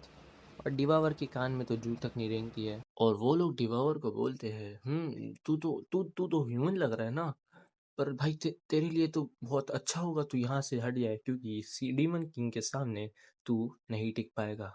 और डिवार पीछे देख के बोलता है डीमन किंग और वो डीमन क्वीन अपना ऑरा फैलाते हुए फिर से खड़े होते हुए बोलती है क्या हो गया अगर यहाँ पे और सादे कीड़े लोग आ गए, इसके मेरी जीत पर कोई भी फर्क नहीं पड़ने वाला, मैं तो जीतूंगी।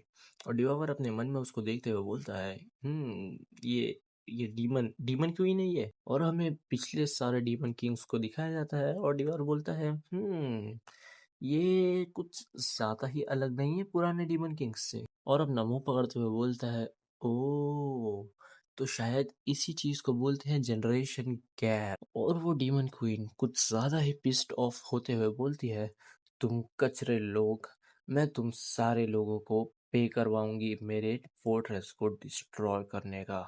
और वहां से वो रेड फोर्स वाले लोग बोलते हैं हाँ, हम लोग तुम्हें बताएंगे कि कचड़े रेड फोर्स वाले लोगों के सामने हारना कैसा होता है।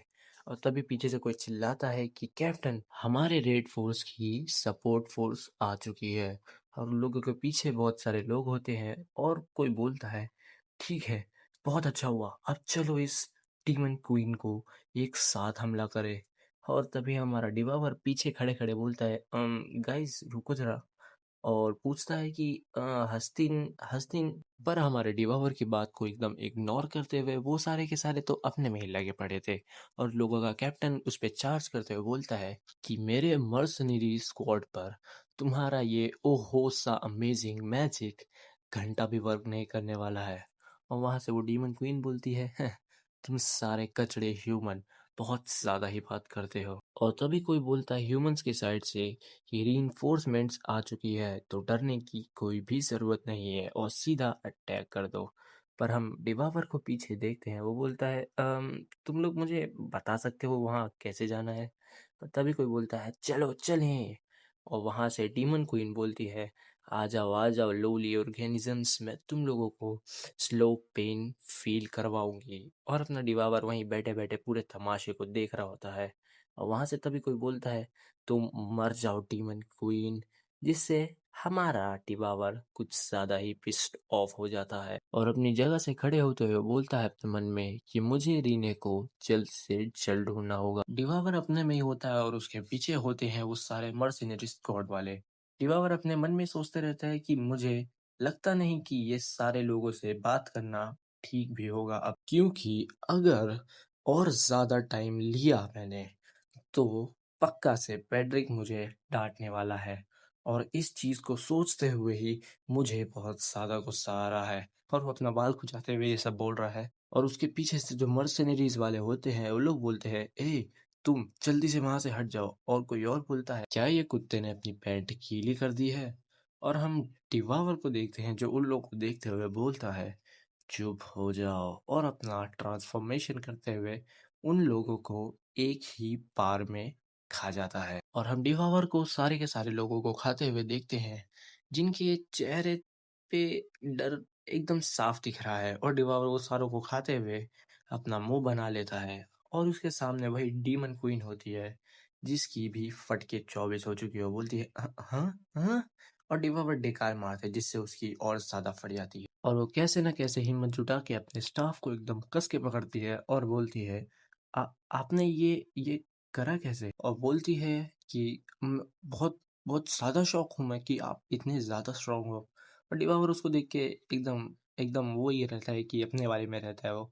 और फिर भी वो बोलती है कि अगर मैंने सही से देखा तो आप तो मेरे से भी बहुत ज्यादा स्ट्रांग हो। और एकदम खुश होते हुए बोलती है, मैं तो आप में कुछ ज्यादा ही इंटरेस्टेड हूँ, मुझे आपको जानना है। लो भाई, एक और पागल हो गई। और एकदम से उसके पास आती है, उसको बोलती है कि आप हो कौन? और उसके आजू बाजू घूमते घूमते उसको चेक करती है। बोलती है, वो बड़ी सी चीज क्या थी, कहाँ से आई थी? और वो वहां से केक हटाते हुए बोलती है कि वो यहाँ से आई थी। आपका नाम क्या है? आपका आपका सीक्रेट क्या है इतनी सारी स्ट्रेंथ का? जिससे हमारा डिवावर एकदम पिस्ड ऑफ हो जाता है, कुछ ज्यादा ही। पर वो लड़की तो अपने में ही थी और कुछ ज्यादा ही एक्साइटेड होते हुए बोलती है, एक्सक्यूज मी, मुझे खुद को इंट्रोड्यूस करने दो। और अपना हाथ उठाते हुए बोलती है, मैं हूँ द ग्रेट डीमन किंग आस्मोडियस की 17th डिसेंडेंट। और पावर रेंजर वाला पोज देते हुए अपना नाम बोलती है, जो मुझे फिर से पढ़ने नहीं आ रहा है तो मैं इसको लिम्प ही बोलूंगा। और अपना इंट्रोडक्शन देने के बाद ये पूछती है, ओके तो आपका नाम? और डिवावर अपना मुंह बनाते हुए बोलता है अपने मन में कि मुझे मुझे बहुत ज्यादा नफरत है इस चीज से। और अपने मन में ही बोलता है कि पर यार यार, मुझे इन्फो निकालने के लिए करना ही होगा ये। और अपना हाथ उठाते हुए बोलता है, मेरा नाम डी। और अपना पूरा नाम बताने ही जा रहा होता है, और वो लड़की कुछ ज्यादा ही ध्यान से सुन रही होती है। पर डिवावर अपने मन में सोचता है, एक सेकेंड, मुझे अपनी आइडेंटिटी रिवील तो करनी ही नहीं है ना। और मुझे याद है कि पेड्रिक ने मुझे सावधान रहने बोला था, और बोला था कि मुझे अपनी आइडेंटिटी रिवील करने की कोई जरूरत नहीं है अभी। और अपना एक झूठा नाम बताते हुए बोलता है, डी राउनी। भाई बहुत अजीब सा नाम है, तो मैं इसको डिवावर ही बोल रहा हूँ। मैं डिवावर अपने मन में बोलता है, मैं रीने को तो ढूंढने ही आया हूँ ना, तो अपना गलत नाम बताऊंगा तो कुछ होना तो नहीं चाहिए। और एकदम अजीब सी शक्ल बनाते हुए एकदम बोलता है कि मैं हूँ डेव डी रावनी। भाई मुझे प्रोनाउंस करना अच्छे से नहीं आता। और अपने बारे में और बताते हुए बोलता है कि मैं हूँ एक मैन जो एकदम स्माइल करते रहता है हर टाइम, एक विलेज से आया है, डेव डी रावनी। मैं हूँ 32 साल का और एक बैचलर। और अपने मन में खुद पे ही गुस्सा करते हुए बोलता है, ये बहुत ज्यादा ही घटिया था, पर अब मैं क्या ही करूं, मुझे यही चीज अपने दिमाग में आई अभी के लिए। और वो लड़की डिवावर का नकली नाम लेते हुए बोलती है, डीप डी राउनी। ओ, और एकदम उम्मीद भरी नजरों से बोलती है कि तो क्या मैं आपको एकदम कंफर्टेबली बुला सकती हूँ सर डीवडी? और डिवावर ना चाहते हुए भी यस बोल देता है, और उसके सामने खड़े होते हुए बोलती है, ओ ओके सर डीवडी, पर मुझे पहले आपको बहुत ज्यादा थैंक करना है कि आपने मेरी हेल्प करे। और बोलती है कि हाँ हाँ, थोड़ा कुछ ज्यादा ही एग्रेसिव हो गए थे आप, पर थैंक यू। डिवा बोलता है, अरे अरे कोई बात नहीं कोई बात नहीं। और अपना मुंह फुलाते हुए एक्सेप्ट करती है कि नहीं, अगर आप यहाँ आए नहीं होते मेरी हेल्प करने के लिए तो मैं उन कचरे ह्यूमन से पथेटिकली हार जाती। और डिवावर अपने मन में बोलता है, मैंने तुम्हारी मदद इसलिए नहीं करा कि मैं चाहता था। और फाइनली डिवावर को जो चाहिए था वो मिल जाता है। मैं उसकी बात नहीं कर रहा हूँ। तो वो लड़की बोलती है, तो मैं आपकी कर्जदार हूँ अभी, तो आपको कुछ भी चाहिए तो मुझे बोल देना, मैं आपके लिए कुछ भी कर सकती हूँ। और डिवावर इस चीज को सुन के बहुत ज्यादा ही खुश हो जाता है, और वही चीज पूछता है, हाँ हाँ, तुम्हें पता है हास्तिन विलेज कैसे जाते हैं? और वो लड़की बोलती है हाँ हस्तिन। और डिवावर अपने मन में ज्यादा ही खुश होते हुए बोलता है हाँ अच्छा है कि ये जानती है। अच्छा हुआ मैंने इसे मारा नहीं इंसानों के बदले। मतलब ये इंसानों को बचा के इसे मारने वाला था। और बोलता है कि रीना बस तुम वेट करो। और पर वो लड़की बोलती है कि एक सेकंड, हस्तिन है क्या?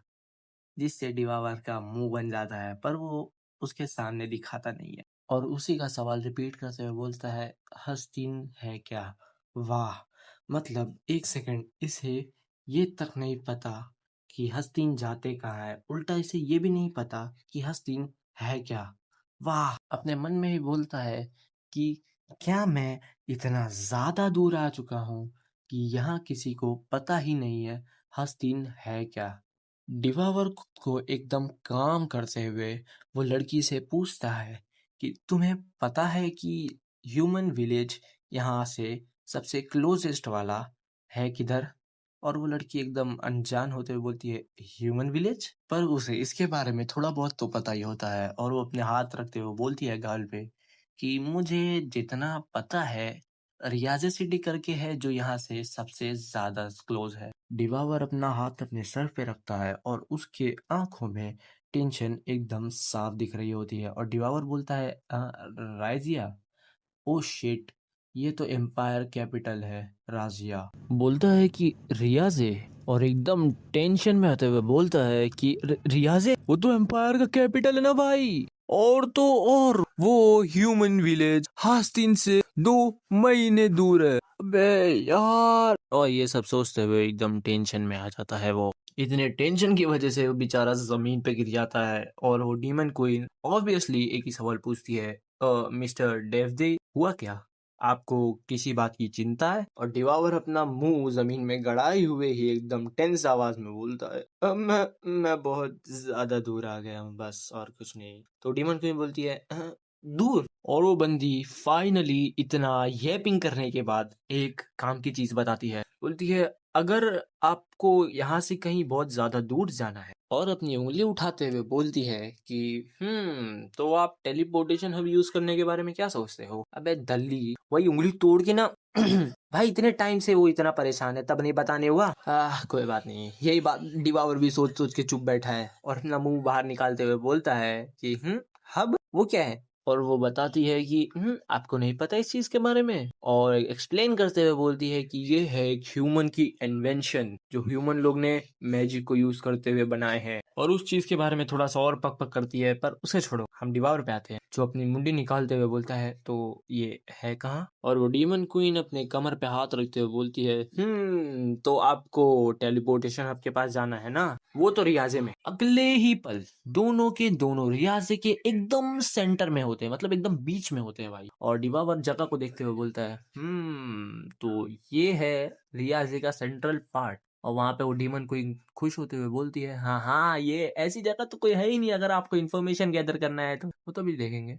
और डिवावर अपने मन में सोचते हुए बोलता है कि रीने के मिलने के चांसेस तो बहुत ज्यादा ही कम है, और तो और इसकी कोई भी गारंटी नहीं है कि रीने जरूर से हास्तिन विलेज में मिल जाएगी। तो अभी अच्छा ही होगा कि मैं यहाँ से कुछ इंफॉर्मेशन गैदर कर लूं। और तभी वो डीमन क्वीन बोलती है कि आप एक लड़की को ढूंढ रहे हो है ना, वो भी एक, वो आपने बताया था सिल्वर बाल वाली, है ना? और अपना भाई एकदम एकदम मुंह बना के बोलता है हाँ। और बोलती है कि अरे कोई टेंशन नहीं है, ये लोग आपकी मदद करेंगे उसे ढूंढने में।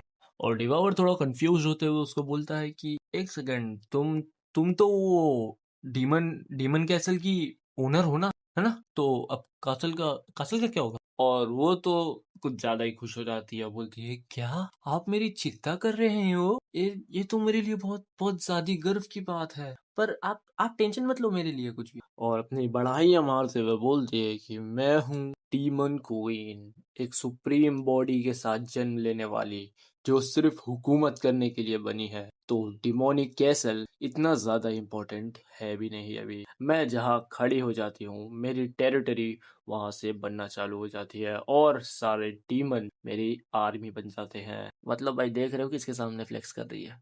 देख रहे हो? पर अपना भाई तो एकदम दिमाग लगा रहा है, एकदम आइंस्टाइन वाला, और बोलता है कि अच्छा तो तुम्हारे पास कोई ऐसी एबिलिटी है, मतलब ऐसा अथॉरिटी ऑफ डीमन क्वीन जैसा कुछ। और अच्छे से समझाते हुए बोलता है कि मतलब ऐसा कुछ, मतलब जो तुम डीमन लोग को बुला सको जब भी तुम चाहो। और वो एकदम अपनी बढ़ाइयाँ मारते हुए फिर बोलती है हाँ ऐसे ही कुछ। लेकिन दूसरे ही सेकंड बोलती है हाँ वो अलग बात है कि मैंने इसे कभी ट्राई नहीं करी हूँ। जिसको सुन के अपने भाई का मुंह तो बननी चाहता है, पर वो खुद को जस्टिफाई करते हुए बोलती है कि अरे मतलब मेरे पापा ऐसा कर सकते थे, उन्होंने पास्ट में ऐसा बहुत कुछ करा है, तो मैं भी ऐसा कर सकती हूँ ना। पर अपना भाई थोड़ा सा परेशान होते हुए बोलता है अच्छा अच्छा ठीक है ठीक है ठीक है, और थोड़ा रियलिटी में आते हुए बोलती है पर ऐसा है कि जब से मेरे पापा ने मुझे ये कैसल मेरे हाथों में दिया था, मतलब मर गए थे, तब से ये कैसल आधे से ज्यादा गिर चुका है और मैं चाह कर भी कुछ नहीं कर सकती। पर अपना भाई थोड़ा एम्बेरस होता है, बोलता है अच्छा ठीक है, मैं मुझे माफ करना। और अपना भाई मन में बोलता है कि अगर मैं इसकी जगह पर होता तो मुझे भी थोड़ी दिक्कतें आती, क्योंकि ये साला ह्यूमन का कैपिटल मेरे कैसल के सामने ही होता। इसीलिए फाइनली वो डीमन क्वीन जगह की वाइब थोड़ी चेंज करते हुए बोलती है कि चलो इस डिप्रेसिंग सी बातों को छोड़ो और इंफॉर्मेशन को गैदर करने पे ध्यान दिया जाए। अपना भाई बोलता है हाँ हाँ ठीक है ठीक है। और अचानक से कोई दो बियर के ग्लासेस जमीन पर पटकते हुए बोलता है, और कोई बोलता है कि ये लो आप लोगों के दो मग ऑफ बियर, एंजॉय। पर अपना भाई वो मग को देखते हुए कुछ अनईजी सा हो जाता है और वो डीमन क्वीन को बुलाते हुए बोलता है कि हम लोगों को बहुत लंबा रास्ता तय करना है ना, तो हम यहाँ पर वो डीमन क्वीन अपना मग पटकते हुए बोलती है कि क्या रिफ्रेशिंग सी चीज है ये। फिर अपना मुंह पोंछते हुए बोलती है कि अच्छा तो आपको लगता है ह्यूमन विलेज के बारे में ज्यादा कुछ पता नहीं है, ये एक बार है और यहाँ पर हर टाइप की इंफॉर्मेशन मिल जाती है आसानी से, अपने आंखों को खोलो और अपनी आसपास देखो। और बताते हुए बोलती है कि आप यहाँ पे जितनी भी सारी कन्वर्सेशन सुन रहे हो वो सारी की सारी एक अनरिफाइंड जेम है ऑफ रॉ इंफॉर्मेशन। और बोलती है कि आपको बस इसमें से चूज करना है आपको क्या सुनना है मिस्टर डाफडे। मतलब वो डाफडे बोलती है, डिवावर बोलेंगे, और डिवावर इधर उधर देखते हुए बोलता है चूज करना है। और इधर उधर देखते हुए वहां पे उसको एक बिलबोर्ड दिखता है और सोचता है ये क्या है। और वो लोग उस चीज के पास चले जाते हैं और तभी वो डीमन क्वीन बोलती है अरे ये यहाँ भी है। उस बोर्ड के बारे में और बताते हुए बोलती है कि ये चीज मैंने पहले बताई थी आपको, जो वो है यहाँ पर आप इंफॉर्मेशन को कलेक्ट कर सकते हो बहुत अच्छे से। अपना भाई बोलता है तुमने बताया था ये चीज? वो बोलती है हाँ मैंने बताई थी। वो सब देखते हुए बोलता है कि ये तो मेंबर्स की लिस्ट है ना जो डंजन ट्रेड फोर्स में है। मैंने तो सुना था कि ये सारी चीजें कंफ्यूजन को दूर करने के लिए होती है, ताकि एक ही डंजन में बहुत सारी रेड फोर्सेस एक साथ ना चले जाए। और अपने मन में बोलता है कि मैंने तो एक साथ शायद दो ग्रुप को एक साथ अटैक करते हुए देखा था। भाई तेरे डंजन की बात अलग है। और वो लड़की कंफ्यूजन दूर करते हुए बोलती है कि ये चीज इसलिए है ताकि रिवॉर्ड लेते वक्त कुछ इश्यूज ना हो। और बोलती है कि ये कचरे ह्यूमंस अगर एक साथ आ जाए तो अपनी मैन पावर को बहुत ज्यादा बढ़ा सकते हैं, और अगर एक साथ अटैक कर दे तो उन लोगों के जीतने के चांसेस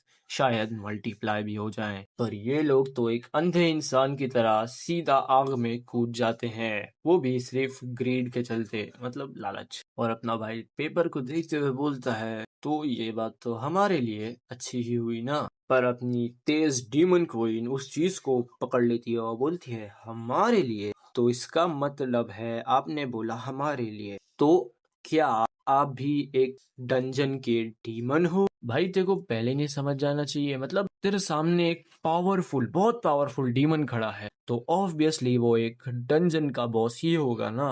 वो एकदम पास आते हुए बोलती है डिवावर के कि मेरा तो समझ में आता है मैं एक डीमन क्वीन हूँ, ये चीज बहुत ज्यादा स्ट्रेंज है।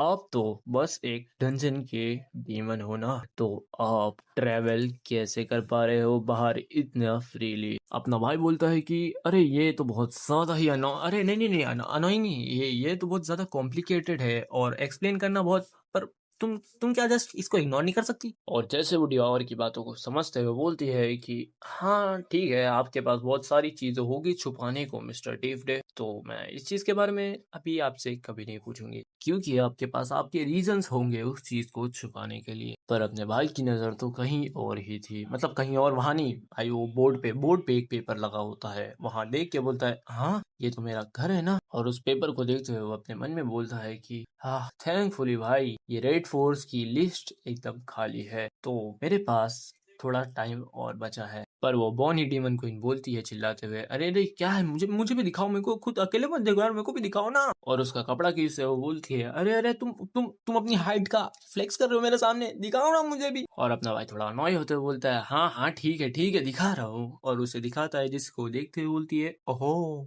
अच्छा तो ये रिक्रूटमेंट है अटैक करने के लिए द ग्रेट 7 इवल डंजन में से एक प्राइमोडियल कोर पे। और अपना भाई पूछता है, तो क्या तुम्हें प्राइमोडियल कोर के बारे में पता है? और वो बटली बोलती है कि ऑफ कोर्स मुझे पता है, मुझे पता क्यों नहीं होगा। 7 इवल ग्रेट डंजन्स, ये सारे डंजन्स के पिलर है, और ये डंजन को तो ये सारे कचरे इंसान लोग भी मानते हैं। डिवावर बोलता है कि एक सेकंड, क्या क्या इस चीज को हम अपने साथ लेके जा सकते हैं?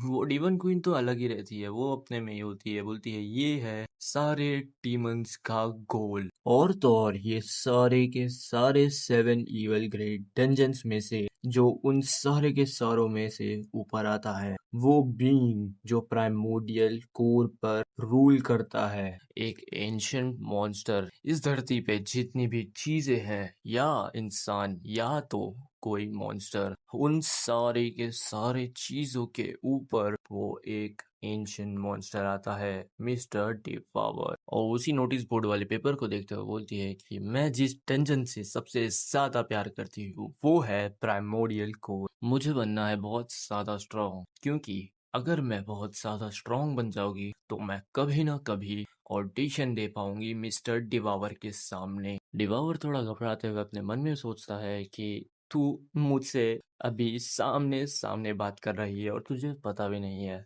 वो डीमन क्वीन बोलती है कि क्या ये कूल नहीं है किसी की स्ट्रेंथ इतनी हो कि उसे किसी से कंपेयर ही ना कर सके, मुझे हमेशा से उन्हीं की तरह बनना है। और बोलती है कि हाँ हाँ मेरे फादर भी बहुत ज्यादा स्ट्रॉन्ग थे, और तो और मेरे से एकदम हटकर वो उस थ्रोन के लिए एकदम परफेक्ट किंग थे। पर दिक्कत ये हो गई कि वहां पर एक इंसान था जो मेरे पापा से भी बहुत ज्यादा स्ट्रॉन्ग था। वो एक बहुत यंग हीरो था और उसका नाम था शायद वेरन। डिवावर बिना किसी एक्सप्रेशन के बोलता है, ओहो उसने एक डीमन किंग को हरा दिया, मैं तो उससे कभी भी नहीं मिलना चाहूंगा। फर्स्ट चैप्टर में किसी को हमारे भाई ने सिर्फ चमोए लेते हुए खा गया था और वही था वॉरियर वेरन। वो डीमन क्वीन थोड़ा सा सीरियस हो जाती है और बोलती है, मुझे अपनी सारी की सारी जिंदगी उस डंजन को चलाते हुए नहीं काटनी है मेरे पापा की तरह। मुझे तो बस स्ट्रॉन्ग बनना है ताकि सारे के सारे जितने भी डीमंस हैं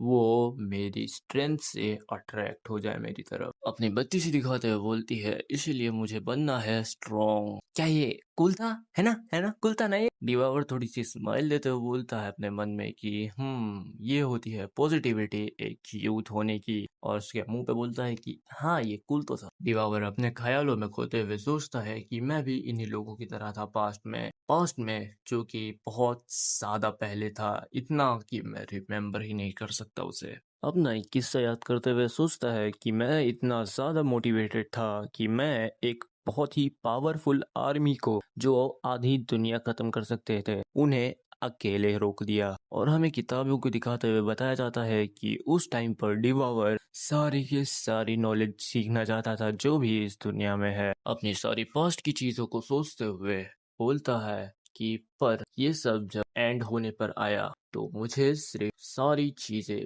पॉइंटलेस लगी, इसीलिए मैं बहुत ही ज्यादा लेजी बन गया। और वो ये सब सोचते हुए अपने यादों को ताज़ा कर रहा होता है, पर तभी उसके सामने वो डीमन क्वीन खर्राटे मारने लगती है, जिससे डिवावर अपने ख्यालों से बाहर आते हुए सोचता है, हाँ क्या क्या ये क्या सो गई है? बोलता है कि हाँ ये सच में सो गई है। तभी बारटेंडर अंदर आता है और कोई बोलता है, ओ बारटेंडर, क्या एक और सब्जुकेशन रिक्वेस्ट आई है? मतलब वही बोर्ड के ऊपर एक और पेपर लगने वाला है। तो वो बारटेंडर बोलता है कि हाँ हाँ, ये कल आया था पर मैं लगाना ही भूल गया था इसी को। वहाँ सब एक दूसरे से बात कर रहे होते हैं पर डिवावर तो डीमन क्वीन को लेके जा रहा होता है चुपचाप, और वहाँ के लोग उस बारटेंडर को थोड़ा सुनाते हुए बोलते हैं कि आप इस चीज को एक दिन तक कैसे छुपा के रख सकते थे, और आपने इस चीज को अभी तक लगाया था क्यों नहीं? और वहां पे दूसरा बंदा बोलता है कि एक सेकंड, ये डंजन कौन सा है? बारटेंडर थोड़ा सा परेशान होते हुए बोलता है, अरे रुक जाओ, मैं इसको यहाँ लगा देता हूँ, फिर तुम लोगों को जितना चेक करना है, जो चेक करना है कर लेना। वो लोग तब भी बोल रहे होते हैं, क्या तुमने अभी तक लगाया नहीं इसे? और दूसरा वाला बंदा बोलता है कि तुम्हें फाइन पड़ सकता है अगर ये चीज इंपीरियल इंस्पेक्टर्स को पता चल गई तो। वो बारटेंडर बोलता है, हाँ हाँ, इसलिए तो मैं इसको अभी लगा रहा हूँ यहाँ पर इतनी जल्दी जल्दी। वो नोटिस लगने के बाद हम उस नोटिस को देखते हैं जो और किसी चीज का नहीं होता है, प्राइमोडियल कोर का होता है, और उसमें सारी इंफॉर्मेशन दी जाती है और बताया जाता है कि वहां पर कितने ग्रुप्स जाने वाले हैं। वहां पर टोटल 31 मेंबर जाने वाले हैं उस रेड के लिए, और उस रेड को निफरिन लीड करने वाली है, और उस रेड को शेड्यूल करा गया है 72 आवर्स में।